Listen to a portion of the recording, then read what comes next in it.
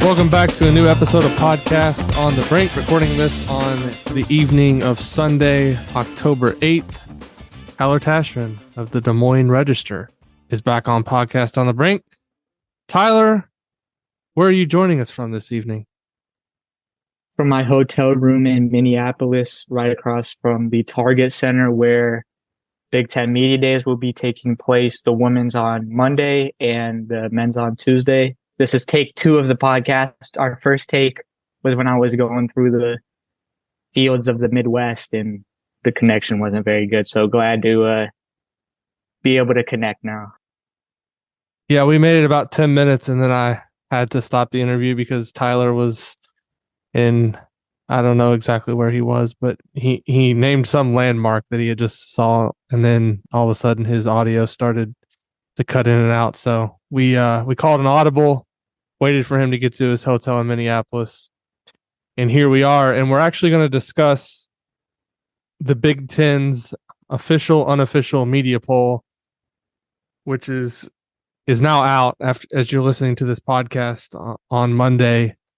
The Big Ten itself does not conduct its own preseason media poll. So Brendan Quinn of The Athletic and Adam Jardy of the Columbus Dispatch have kind of taken over, getting the pulse of the league in the preseason, and then I guess in an official, unofficial manner. So they survey 28 writers from around the league each year. And Tyler, actually, first-year voter this year from the Iowa beat. Zach Osterman and myself are the voters from Indiana. Basically, what you do is you rank your teams in the preseason 1 through 14. This will actually probably get much tougher next season when it's 1 through 18. 4 teams joining the Big Ten. Also pick our preseason Big Ten teams, first and second team.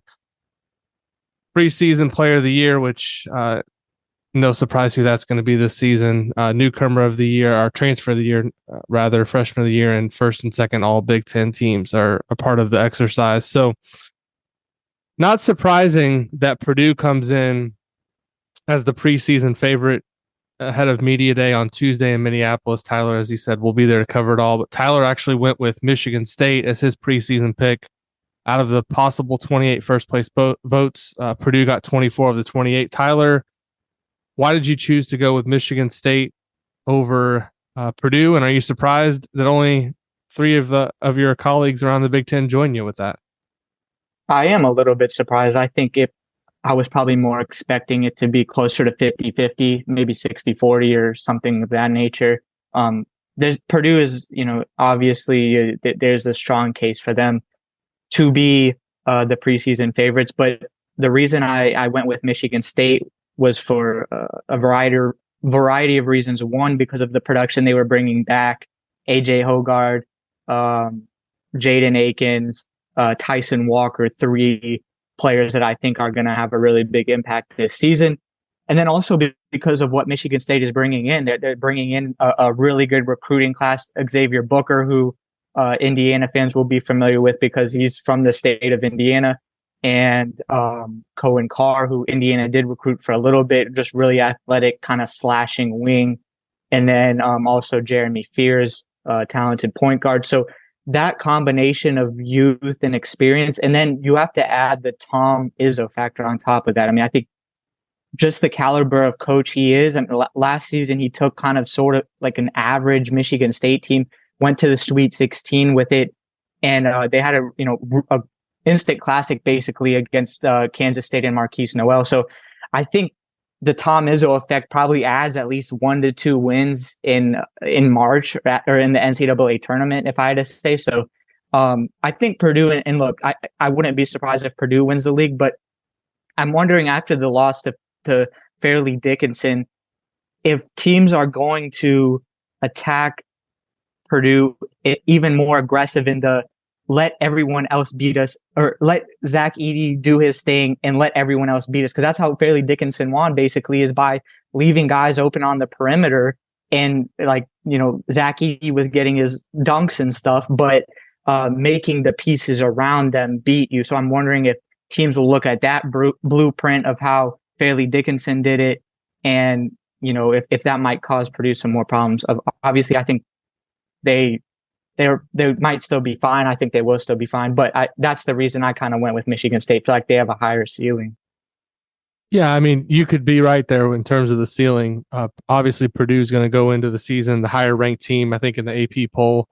Michigan State, I think, is going to be right there behind them, though. If you look at most of the preseason rankings, both teams are somewhere in the top 5 to 7, depending on where you look. So you might be right that it's a little bit surprising that it was so lopsided, but I do think people remember just how dominant Purdue was in the regular season last year, and it's tough to go against a team that's bringing back the odds-on favorite to be the national player of the year. So I think it'll be a great conference race. I think either team could win. I went with Purdue in my ballot, but I think obviously those two teams are kind of a cut above everybody else when you look at the standings and you look at kind of the point totals from the voting. It's out of a possible, I think, 392 total votes when you kind of assign the point totals to each team. So Purdue and Michigan State at 1 and 2, and then the next tier, I guess you would say, of teams.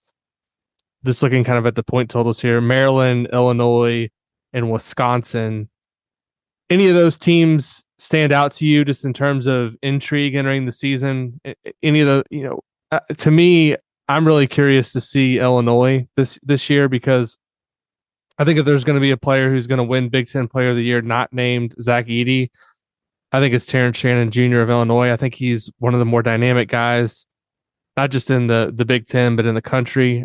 Curious to see how they're going to look without Matthew Mayer. They're obviously returning Coleman Hawkins, Danger, bringing in also a pretty solid class. So to me, out of that group of teams, in terms of ceiling, Maryland, Illinois, Wisconsin, I mean, I think Maryland has a pretty high ceiling too, but I think, Illinois is a team that's really interesting to me entering the year. Yeah, I think each are kind of unique in their own way. And I think, to me, those three are kind of the clear three behind Michigan State and Purdue.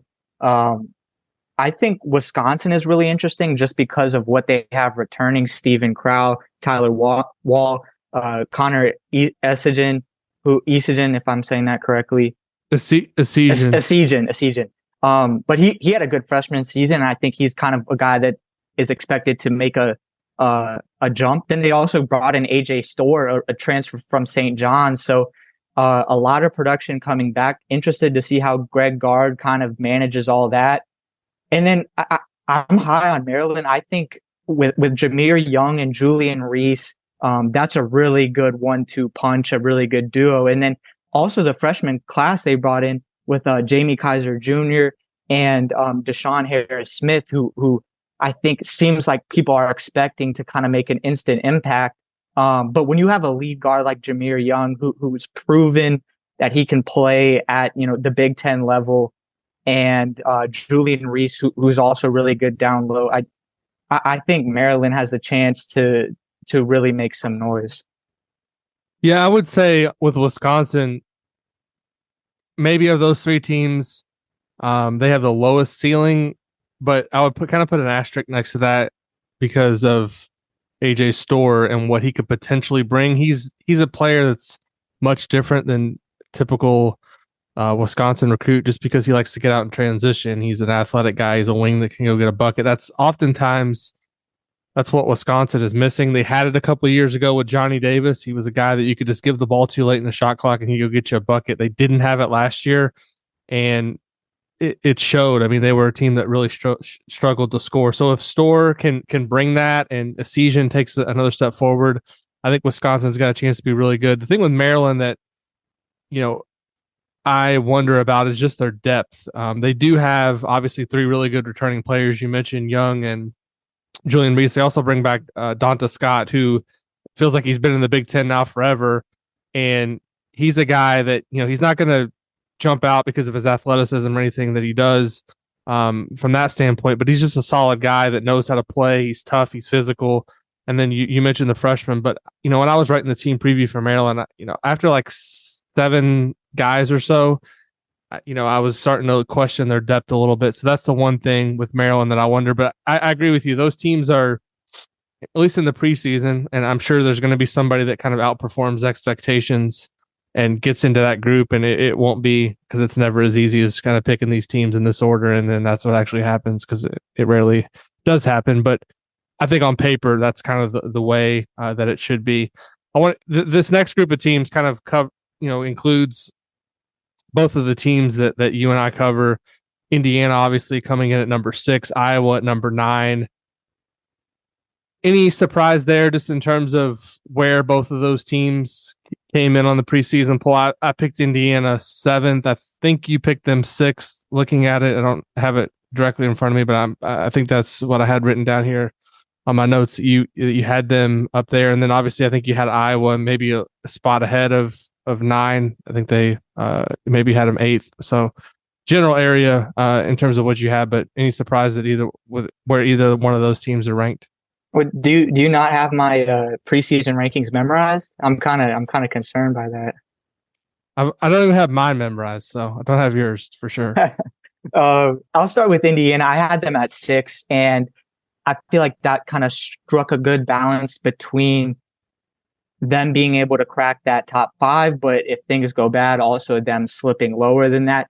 I think this Indiana team has a higher ceiling than last season's team. I think they also have a considerably lower floor. There's no Trace Jackson Davis as a safety net. If all things go wrong, you can't just toss the ball into him anymore. Race Thompson gone, Miller Kopp gone, Jalen Hood-Schifino gone. To me, this season feels a lot more similar to Mike Woodson's first season at Indiana than it did his second, because the first season, you have Mike Woodson coming in, doing a lot of work in the transfer portal, bringing in Tamar Bates in kind of that late recruiting cycle, Miller Kopp, Xavier Johnson. Those guys were new at the time. So my guys like Michael Durr as well. And then last season, it was a lot more returners. It was a lot more, I think you knew what you were going to get from certain guys.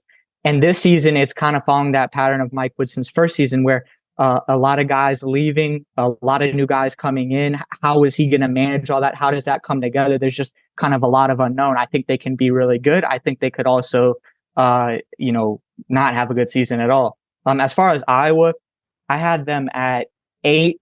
I think that they can quietly surprise people. And by that, I don't mean necessarily finishing in the top 3 or 4, but finishing in the top half of the Big Ten, maybe making, a little bit noise up to the 6 range or something like that. But in recent history, this is kind of unprecedented territory for Iowa, because there's no bona fide star. And in the last handful of years, Iowa has entered the season with a guy, whether that be Luka Garza, Chris Murray, or Keegan Murray.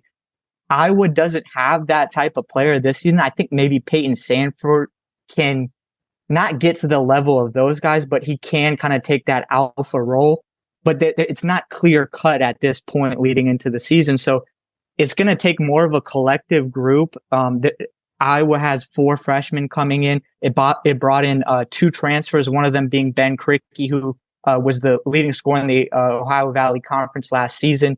Then you bring back returners Patrick McCaffrey, Tony Perkins, and Sandfort, and DeSante Bowen, Josh Dix, some other role guys. So interested to see, in a similar way to Indiana, how all that comes together, because there's a lot of kind of unknown. But I do think that if they're able to put it together in the regular season, I think they could quietly surprise some people. Yeah, one thing we do know about Iowa is they're going to score a ton of points. That's kind of a given. That's every season. Fran McCaffrey puts together a really good offensive team. It's going to come down to, can they be much better defensively? Because I think it really limits their ceiling as a team, as a program, when you're obviously just trying to outscore people and not being able to get stops as consistently. That really makes it difficult. But I agree with you. I think Iowa's got a chance to maybe outperform those expectations a little bit. I want to move on to some of the other things that we voted on and get your take on a couple of things. The preseason Big Ten Player of the Year. This was somehow not unanimous. 27 of 28 votes went to Zach Edey. There was a vote for Michigan State's Tyson Walker, which I'm not going to get into who cast that vote. If you want to go look up the ballots, they're out there. But to me, this doesn't make any sense to go with anybody other than Edey. Big Ten Freshman of the Year, Mackenzie Mbako of Indiana got 19 of the 28 votes.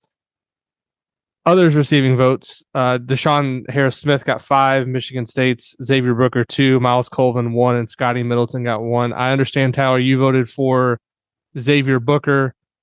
Is that just based on just kind of his upside and potential, or anything particular you saw there that, or the fact that maybe he's going to play on a team that could potentially win the Big Ten? How much did that have a role in it? I think there's definitely a case for Mackenzie Mbako and Deshaun Harris-Smith, and I definitely considered those. I think with Xavier Booker, the skill set that he has of one, I think the biggest question for him coming into his freshman season is he physically ready? Because he is, slider of build, really tall, lanky. But I think because of his skill set that, without knowing exactly Tom Izzo's thought process, that he can play at the 4. He can kind of be some more of a wing that doesn't necessarily have to basically stake out in the paint and have to deal with the Dane Danges and the bulk of the Big Ten bigs. I think that his skill set is translatable in terms of what he can do of being sort of that modern wing. He's tall. I almost compare him somewhat to Chris Murray, and that being they're both lefties. They both can, are taller, that can sort of shoot the ball, do things on the perimeter, also do things in the post. So I don't feel like coming into the season there was like a clear cut, this freshman is head and shoulders above everyone else. I think there's definitely a case for other guys. I also feel like the fact that he's being coached by Tom Izzo, which I kind of explained earlier, why I felt that, that was notable, but also the fact that there might just not be as much pressure on him for what he is asked to do because there's so many other good players around him. Usually when you have other good players around you, established players at the college level, that elevates your game. So he could average good numbers without necessarily having to be the 1, 2, or even 3 option. Yeah, from a talent perspective, there's no disputing whether, Booker is one of the best incoming freshmen in the Big Ten. I wonder just in terms of his role and how much of an opportunity, if he'll be able to put up the numbers in order to win that award. But Mbako, obviously getting 19 of the 28 votes, I think a lot of people looking at the opportunity for him to probably come in, immediately play 28, 30 minutes a game, get a ton of shots, just based on what we're hearing in the preseason from some of Indiana's players and Mike Woodson in terms of the role that they expect him to take on. But 2 names I want to throw out that we could be looking back on this season and saying maybe some people missed the boat on this. Ohio State's Scotty Middleton, I think, is going to be really good, and Devin Royal, also of Ohio State. Those 2 newcomers, I think, are going to be really impactful for their respective teams. We already talked a little bit about Deshaun Harris-Smith. I think it's a great season, actually, in the Big Ten for freshmen. I know their importance maybe overall in college basketball has kind of gone down a little bit with the transfer portal, but I do think this year's freshman class in the Big Ten is going to be outstanding. Another thing that we voted on was Big Ten preseason transfer of the year, and I don't think either one of us voted for the player who got the nod here, Penn State's Ace Baldwin, who I think is going to be terrific. He's coming in as the last season's A10 player of the year, not only the player of the year in that league, the defensive player in the year. You went with Khalil Ware as your transfer of the year. I think that's actually a pretty smart gamble in terms of a pick. Only two people total picked him. Obviously, you're not going to get anything if he does come through and win transfer of the year, but I think you could look smart at the end of the year if he reaches his potential. How important is he in your eyes for Indiana to reach its potential as a team? Does he have to play to that level if Indiana is going to be that high ceiling team that you talked about, maybe potentially being even a higher ceiling than last year's team? I think he's part of it. I think Xavier Johnson plays a big role in that when we renew what Indiana's guard play as a whole looks like. But no, Khalil Ware, this was a guy that coming into his freshman season of college, he was regarded as a lottery pick. So the talent, the potential is obviously there. The tools to be a really good player.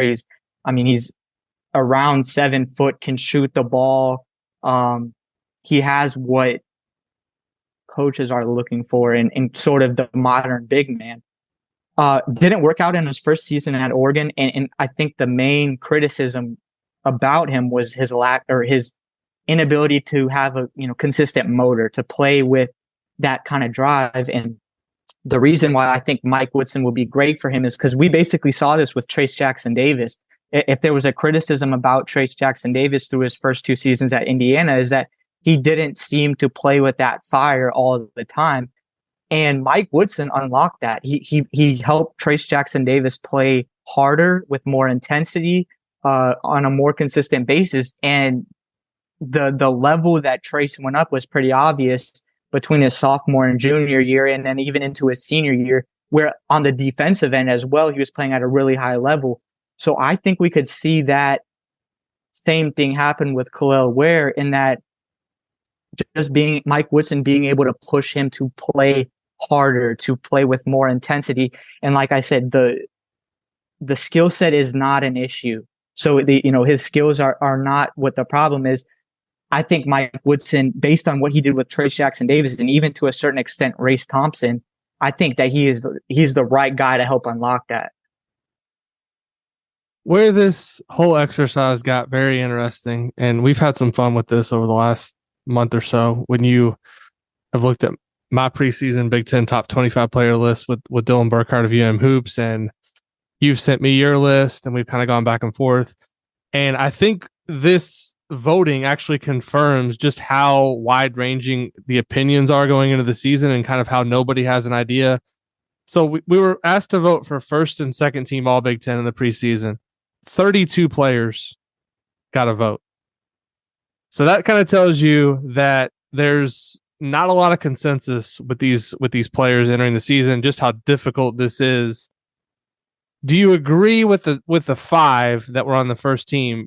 To me, this is basically the easiest part of the exercise. Zach Edey, Jameer Young, not in this order in particular for me, but Zach Edey, Jameer Young, Terrence Shannon Jr., Tyson Walker, Boo Buie. Any issues with any of that? No, I have no issues with that. I think the only thing I flipped was I had Boo Buie on first team and Tyson Walker on second, but I feel like they're pretty interchangeable. Yeah, those guys are on. Okay, so did you have Amori on first team then? Who was your other? I had Amori on first team. Okay, so those are the top 6, I think, and then after that's when it kind of gets very interesting. There's a couple of players I want to ask you about, because there's been a lot of, and I'm not going to ask you about Zed Key, Tyler, just because I know you're. Yeah, I was giving the Zed Key at number. The Zed Key at number 10. I'm going to ask you about some other players though, because there's been a lot of, I guess, discussion. I try to pay a decent attention to kind of the talk amongst Big Ten fans on social media, read some message boards.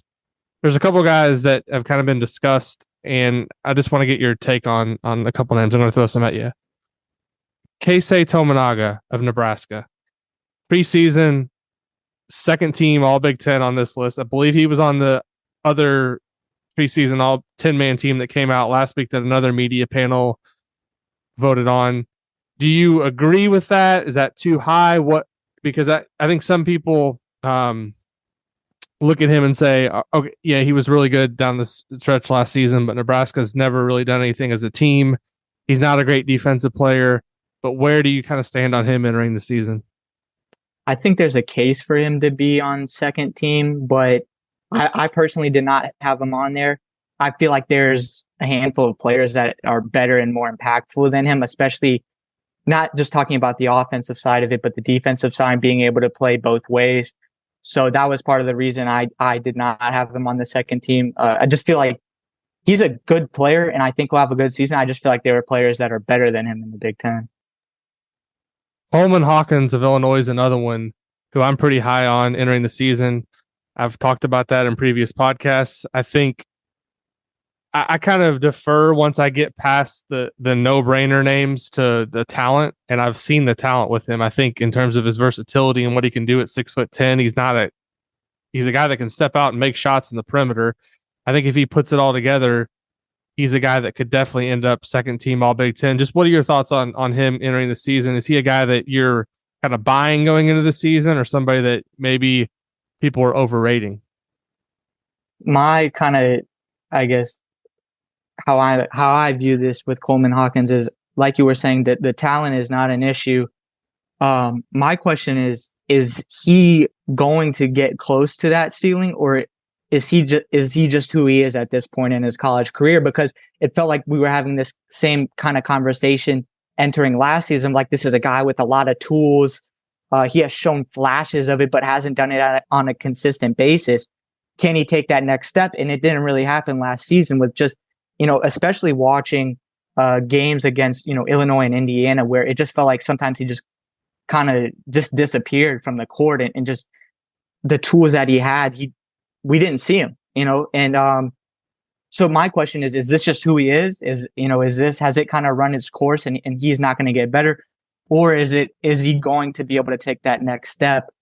I'm not confident because I haven't seen it on a consistent basis yet. I think he can, but I think it is an interesting kind of case of a guy with a lot of potential, but is he the inconsistent player? Is that just who he is at this point? I guess the one thing I'm betting on is Matthew Mayer's not there anymore. So I'm not going to say they're the same player, but they kind of play the same position, 3-4. Hawkins more of a 4, but in terms of where the shots are coming from, I think he has a chance to. I think we're going to find out. I guess is my point. He's going to have the opportunity this year. So if he's ever going to take advantage of it, this is the year that it happens. So we'll see with him. Julian Reese is another guy I definitely wasn't as high on entering the season. Thought with him, talent not an issue the first couple of years at Maryland. He did a lot of good things. I think if he plays to his potential, he's maybe a top 15, top 20 guy. Like, he ended up on the fringe in this voting of one of the second teams. I think he was the second guy out. To me, the issue there is, does he have the motor consistently play hard night in, night out? I felt like some games he was really good. I felt like other games he was just kind of out there and another guy on the court. Julian Reese, what are your thoughts on him just entering the season? Is he a guy that deserves kind of to be on that fringe top 10 player entering the year or not? I had him on the second team because, one, he has already proved the ability to produce at this level. He had a really good season last year. And also the fact that I think he'll probably be the second best player on a Maryland team that has the potential to kind of finish in that top 3, 4, 5 of the Big Ten. Him and Jameer Young, I think Jameer Young is pretty obviously the best player on that team entering the season, but being the second option, being the second best player on a team that's near the top of the Big Ten, I feel like holds weight. He improved a lot between his first season and his second. I feel like we could continue to see him take a jump. He is kind of more an undersized big, but I feel like he has great touch. And yeah, like you were saying, if he can play with that motor consistently, I think that he could be one of the best bigs in the Big Ten. Last guy I wanted to get your take on, Xavier Johnson of Indiana. Last season had a ton of expectations entering the year. Obviously out of his control that he was hurt. I think that's hurt him a little bit in terms of where he is on these lists in the preseason. But also you kind of look at some of the numbers over his career. Doesn't shoot a terribly high percentage from the field, has battled turnovers. I think if you could bottle up that Xavier Johnson that we saw in the Big Ten tournament back in 2022, and that was the guy that you're going to see on a night in, night out basis, you say, sure, he's a second or third team Big Ten, all Big Ten player. But if he's not able to be that, then, he's maybe a top 20, top 25 player just based on talent alone, but without the consistency. Is there anything you've seen or anything you've heard that leads you to believe that he's going to be able to be consistently that player that we saw late in his first year at Indiana? Or is this just kind of a bet on him being a 6-year guy and using his experience and his talent to kind of overcome some of the inconsistencies in his game? If there's going to be a time for him to put it together in college, this has got to be it. He's been around the college game for a while, had a lot of experience, been ups, downs, all that.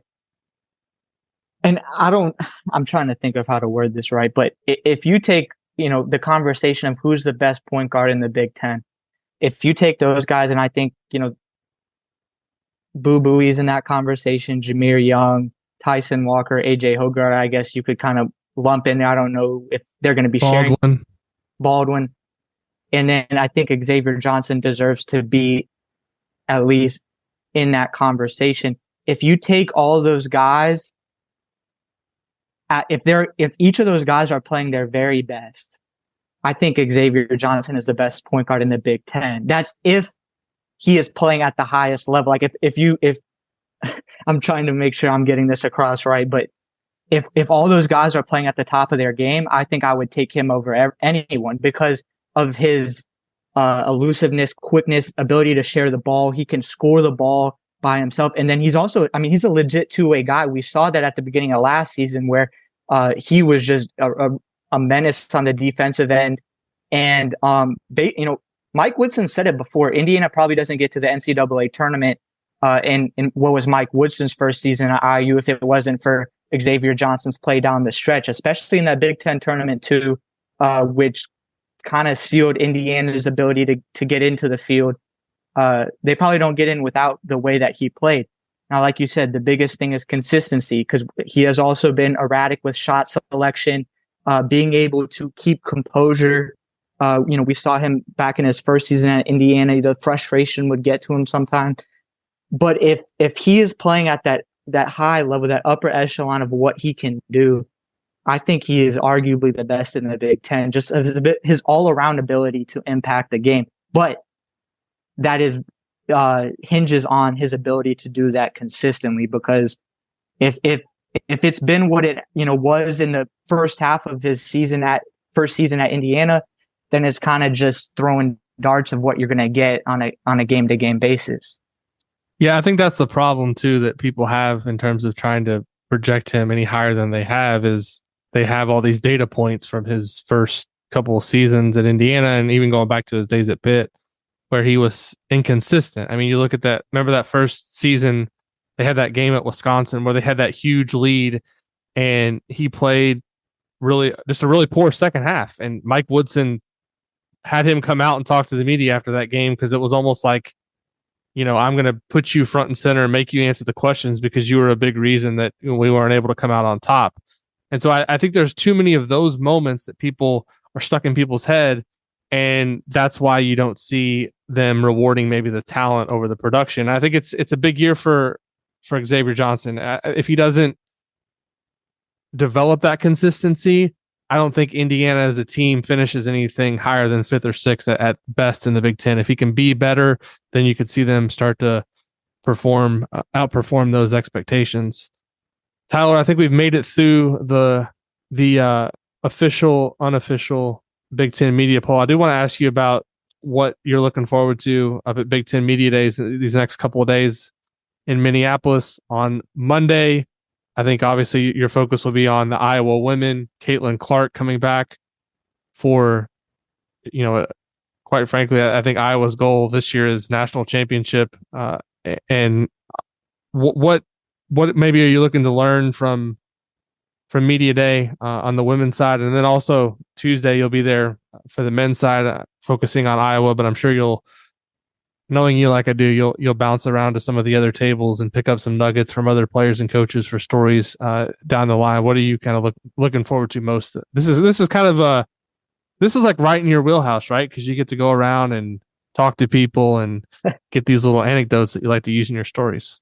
Yeah. Well, actually, I'll add a couple of things before I get into that. One, also with the Xavier Johnson conversation, he's also coming off a major foot injury that he didn't play. So I think that's a factor into expectations around him of like how, he hasn't played a competitive game of college basketball since December. So, yeah, but also if you disagree with any of my picks, you're probably right. So I'll just go ahead and give that to you now. So, yeah, no worries. But yeah, so I almost forgot your question at this point. But yeah, no, Big Ten Media Days.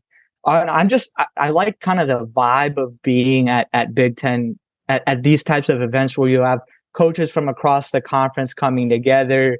You have media members from across the conference coming together. It's just it's a cool vibe. It's something that you don't get a lot of times outside of the Big Ten tournament, or something that's really kind of specific to the conference.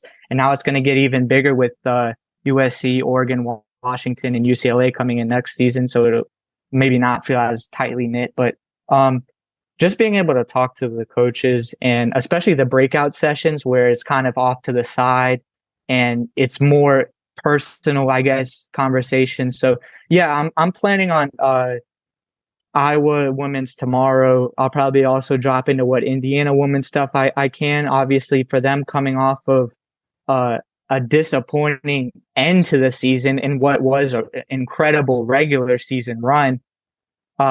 Losing Grace Berger, they got Mackenzie Holmes back, Sydney Parrish, Chloe Moore McNeil. What does the future look like for them and Terry Morin?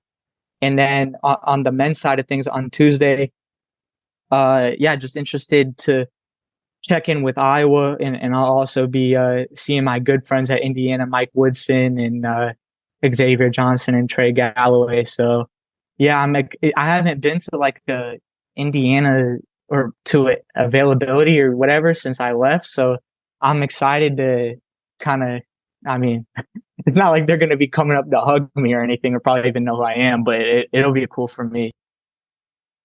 I think X will definitely remember you. Maybe Galloway too. We'll see. It'll be interesting. I know I've talked to you, and I kind of know how you're doing, but I think there's a lot of people that listen to the show and that read Inside the Hall the last several. Obviously, you weren't with the site last year, but the 2 years previously. Just wondering how you're doing. How are things going in Des Moines? Or you're in Iowa City, but you're writing for the Des Moines Register. What's it been like trying to kind of, you were so Indiana focused for the last 3 years. I know you did a lot of like background in terms of learning about the football program and the basketball program. Even I think you went back and watched pretty much all the games from last season, and obviously adjusting to living in a new place. Just give everybody an update on how things are going with the first quote unquote real job and adjusting to life in Iowa. It's been good. One of the big adjustments I've had to make is not saying Indiana when I say Iowa. Like, because when I'm talking in these podcasts and stuff, you have two Midwestern states that start with I and end with A. So, like, at the very beginning, I had to catch myself because I would almost be like, Indiana would be on the tip of my tongue, and I needed to say Iowa. So that was like one of the first big adjustments I had to make. But no, it's just I'm living in Coralville, which it's basically the same thing as Iowa City, just really adjacent to it. But I like it from what I've been around, and I've only lived there for about 2 months. It's similar to Bloomington. It's a college town. People are very passionate about sports. And I think I kind of said this before, but living in Bloomington, I felt like that really grew my love for basketball, just because of the culture and atmosphere and how much people love basketball. And I can already tell that in Iowa, that's rubbing off on me, except from a football perspective, because football is kind of the A1 sport there. And there's a lot of passion for it, a lot of interest in it. I think that there's still a lot of interest in basketball, but football kind of takes the precedent. So I've definitely noticed that I'm enjoying football and just kind of being in that atmosphere of it. And watching the Indiana football kind of program from afar has been interesting, and I'm probably better this way than having me cover it right now. But yeah, no, it's just just a lot of life changes, learning a new place, meeting new people. It's exciting. It's a little bit scary. I feel like I'm kind of starting to, as Mike Woodson would say, get over the hump in terms of just my comfortability and where I'm living. So yeah, I'm enjoying it. Good stuff. Well, thanks for coming back on the show. I know you had a long drive today from Iowa up to Minneapolis, but nice. It's nice that you can actually, this is actually drivable for you. For me, obviously even the people, I'm in Louisville, but even if I was in Bloomington, I can't imagine there's going to be a ton of media at this from Indiana. That's one thing that I wish that the media day would still be in Chicago or Indiana was one thing. Indianapolis, one thing that I really like to go into every year, but this doesn't make sense to go all the way to Minneapolis, especially when we had Indiana's media day a couple weeks ago and talked to all these guys. But looking forward to your coverage, and thanks as always for coming on the show, Tyler. Yeah, of course. Thank you for having me. Thanks everybody, as always, for listening to Podcast on the Brink. We appreciate it. If you enjoy the show, we would really appreciate a 5-star review on Apple Podcasts. Leave us a review there as well. Leave us a review on Spotify. That really helps us grow the show and have more people find out about the show. And we'll be back soon with another episode of Podcast on the Brink.